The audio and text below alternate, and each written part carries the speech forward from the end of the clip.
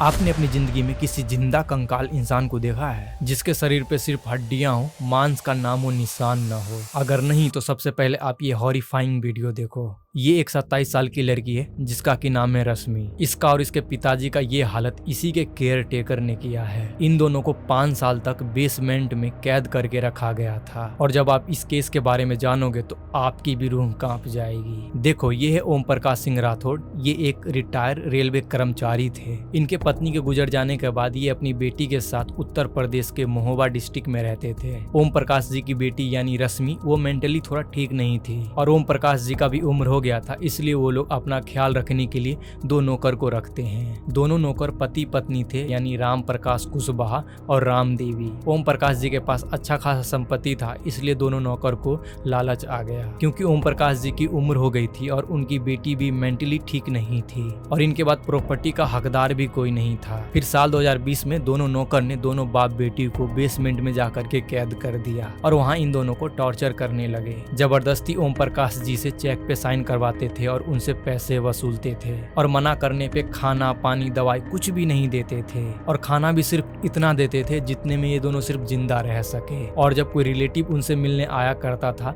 तो दोनों नौकर मिलकर के मना कर देते थे और बार बार अलग अलग कुछ बहाने बनाते थे कि वो मिलना नहीं चाहते या फिर कहीं बाहर गए।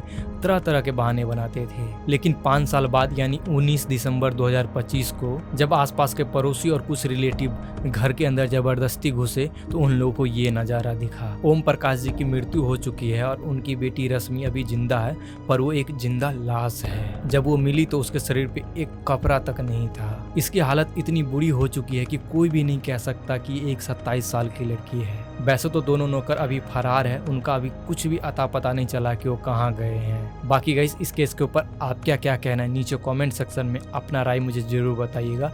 मैं आपका राय जरूर जानना चाहूँगा इस केस के ऊपर।